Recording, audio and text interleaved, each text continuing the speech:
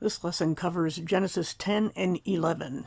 10 is a detailed expansion of the human race after the Great Flood. The reason this is important to know is because Scripture refers back to it in not only historical but also prophetic passages. So we should be familiar with some key names and places.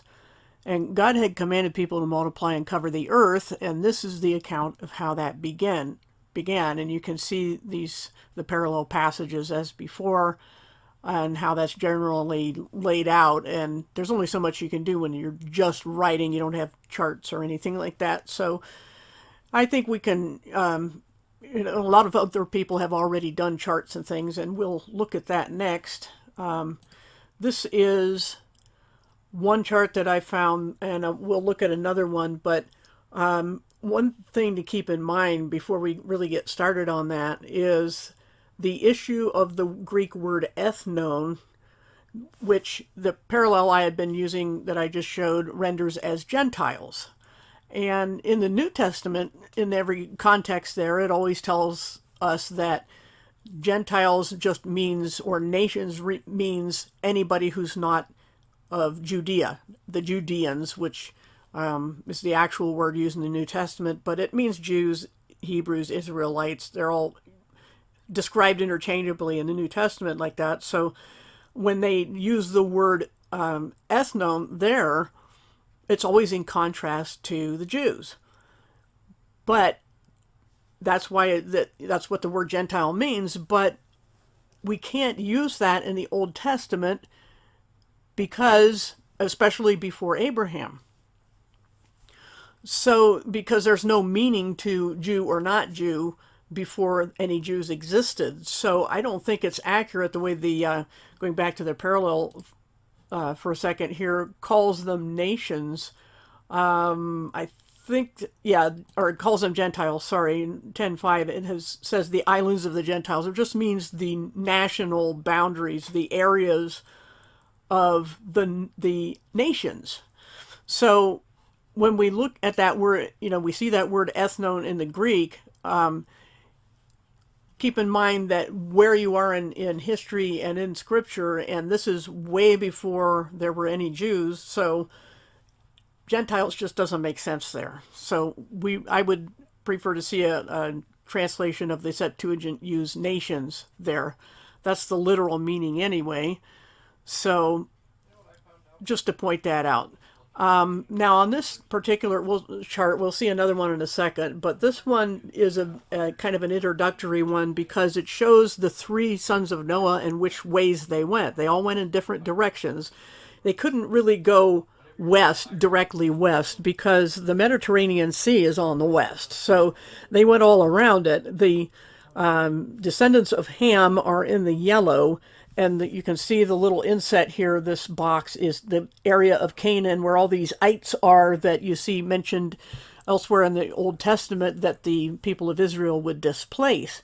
Well, that's who they were, descendants of Ham, and this is the little box that's being magnified there. And you can see, for the most part, the yellow names went south into what we now know as the Sahara Desert. There's evidence that it was not always a desert, that is probably a post-flood situation. But this is the Red Sea, as you can see here, and there's the Nile River. So they basically went into Egypt, Libya, the northern African nations that are really not what we consider the bulk of Africa is below the Sahara. They're as far as what we expect people to look like, but these were basically, as they are today, more Middle Eastern looking. Anyway, those are the descendants of Ham that went that way. In green, you can see the descendants of Shem, and that's where we get the word Semite, Sem or Shem, and they basically went east, and the descendants of Japheth went north.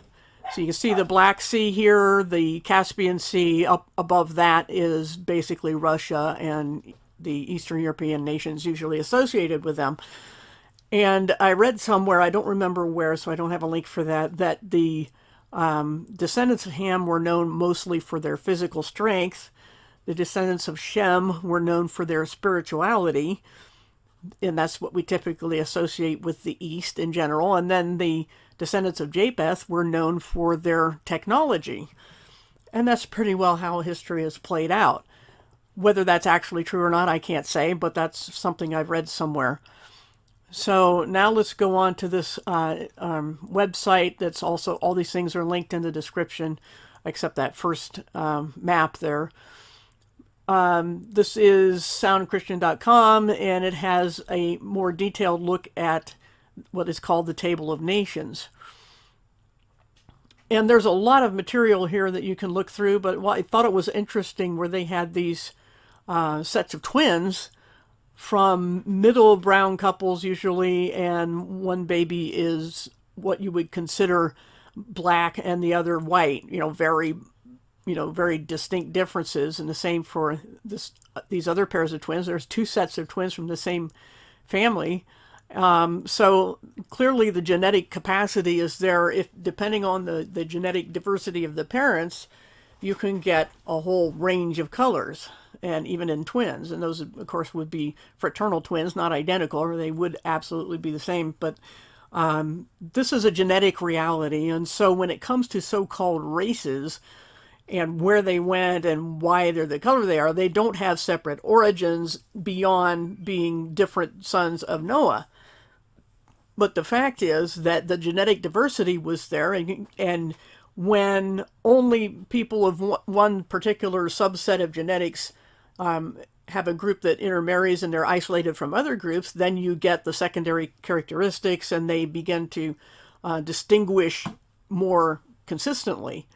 So that's, a genetic reality, as I mentioned. And here they also have some nice charts tracing the Y chromosome haplogroups, which, a technical name for that sort of thing, and the diversity and how quickly you can get a wide variety of genetic combinations. And then they did the same for the mitochondrial haplogroups, which mitochondrial would be the mother's chromosome.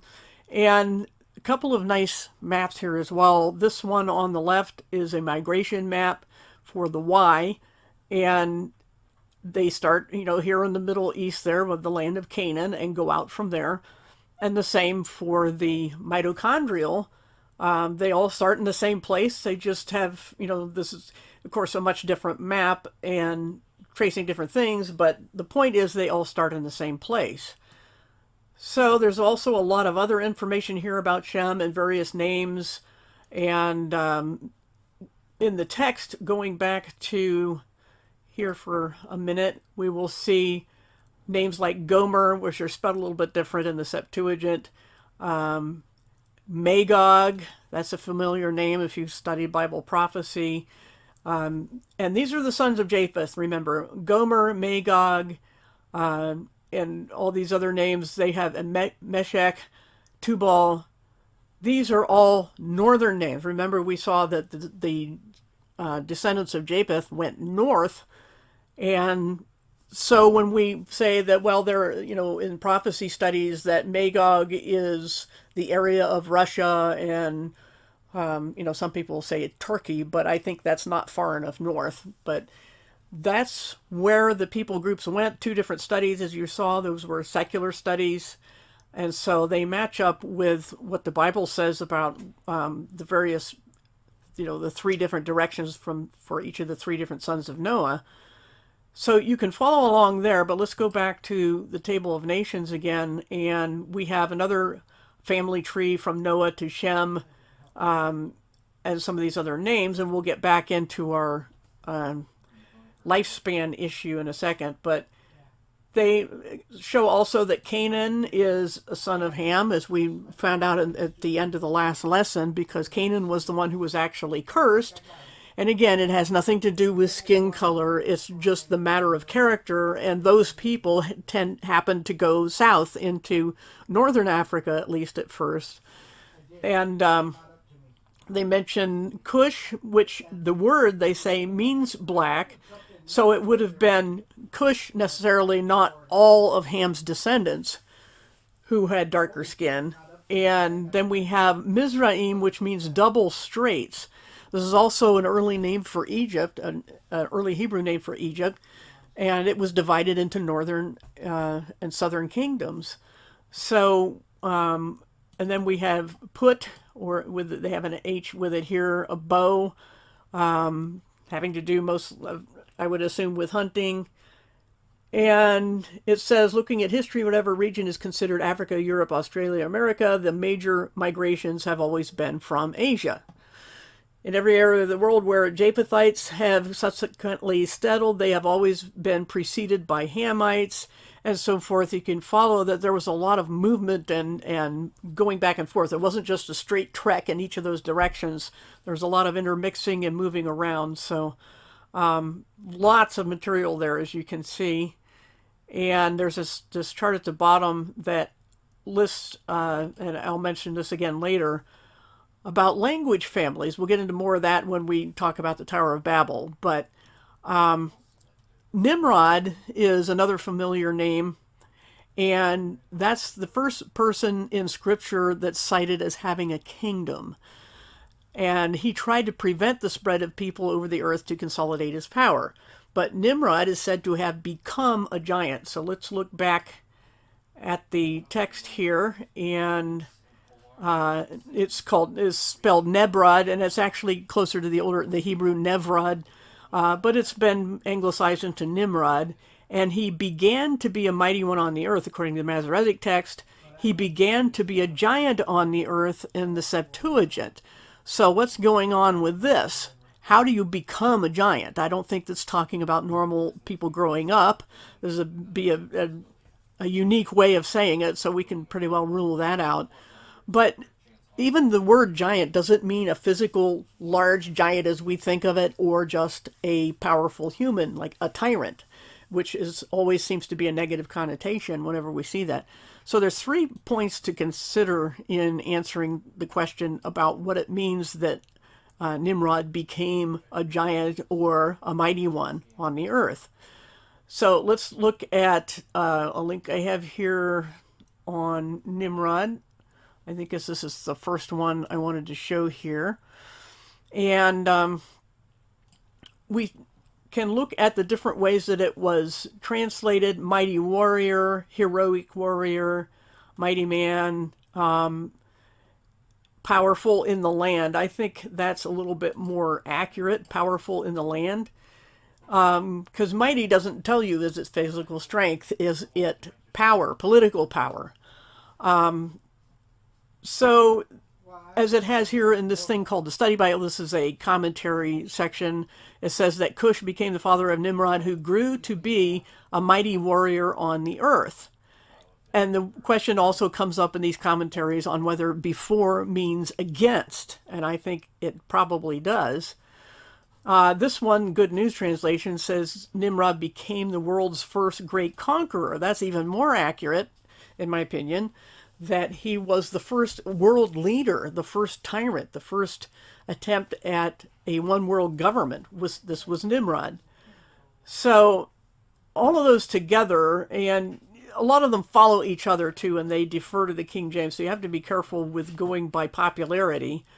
But you can get different perspectives from different commentaries. And of course, it says here, Cush begat Nimrod. This does not mean that Nimrod was the son of Cush, but that Cush was his ancestor in some way or another. So we have to take that into consideration. It said that at least that by the time Nimrod was around, population became numerous.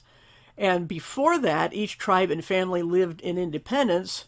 But now, by his strength and prowess as a hunter, it turns out, as it says in the text, he became ruler over more than his own people group. So it says here that the Hebrew word is gibor, which some people take the giborim, im just as an ending in Hebrew is just a plural, that they take that as the equivalent of the Nephilim, and there's other names that people associate with all the same group, but they're not. Gibor means warrior. So the Septuagint, as they point out here, translates it as giant, which some people mistake to say that, that you can branch off here into Greek mythology, where it says that he was Orion in Greek mythology. But this says this association or identification is entirely fanciful. And they go on to explain some more things about that. We have the pulpit commentary, which calls him a rebel. That it includes, as I said, a negative connotation. So Gibor is a mighty warrior, basically. One source called it someone who is fully dressed for battle. Okay, so you can read more at that first Nimrod link in the description. And a couple of questions come up as you study these things. Sorry about all the scrolling. So the first point to note is that Nimrod became whatever this is. Okay, so it can't refer to his body size. You don't become a giant suddenly. You don't, born a normal human and then suddenly become a giant unless you've got some kind of disease. But the Bible doesn't, give us any kind of indication of that. The second point is that we know Nimrod descended from Cush, so he is not fathered by a fallen angel. Okay, he's not in the line of fallen angels. He's the descendant of Cush. So we can't say that he would have been of extraordinary size. The third point is that, remember back in Genesis 6, it said that the giants' fathers, as I mentioned, were fallen angels. And there's plenty of historical evidence that physical giants did exist. I'm not saying there were no giants physically, but Greek mythology describes the giants, or the gigantes, or whatever the word is, as having superhuman strength, but not always superhuman size. So they were superhuman in some way, but not necessarily that they were, 15, 20 feet tall or anything like that. But they were extremely strong. Either way, whether it meant literal physical giants or just really powerful, amazing people, there would be no reason for only one line of people to produce what are basically ordinary humans, even though they're tyrants.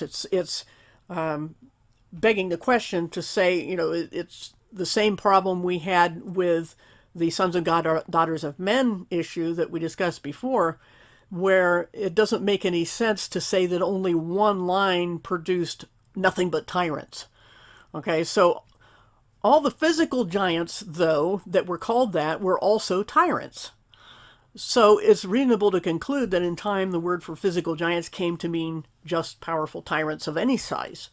So they had, at the very least, these gigantes had the attitude and ferocity and oppressiveness of the original fallen, the hybrid offspring of the fallen angels. Those would be that's what the giants were. But again, it doesn't have to mean gigantic size. It just means extremely powerful, superhuman strength, and very wicked and oppressive.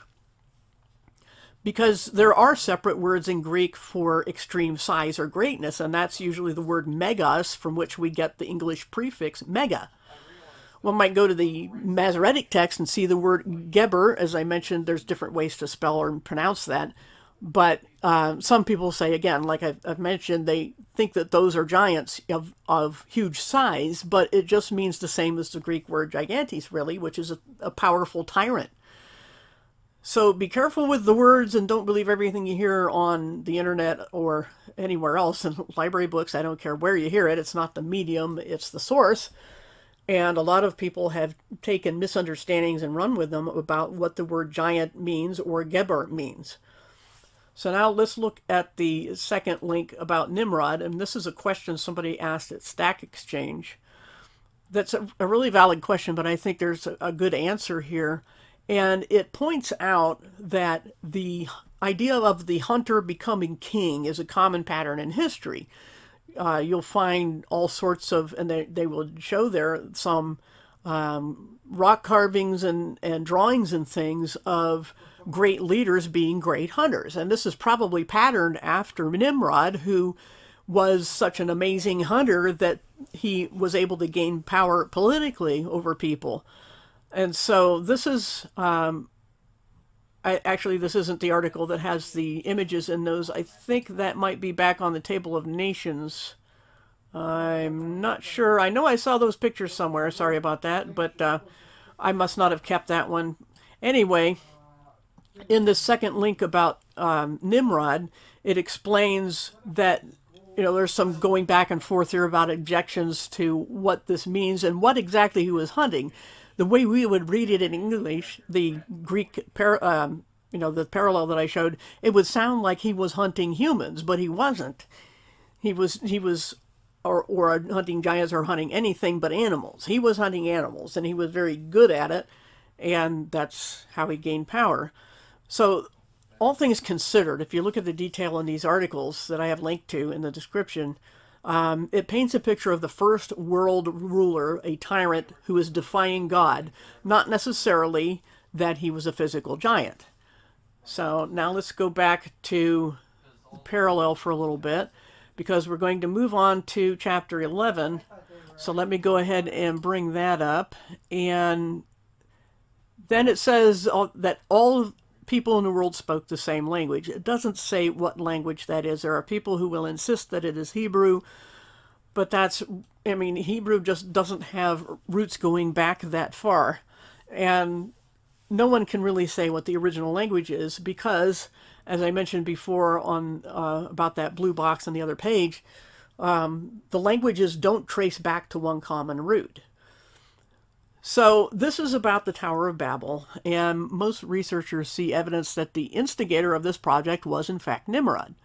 This was a defiant gesture against God, not only to prevent the spread of the population over the earth like God told them to do, but also to set up a world government, which God did not tell them to do.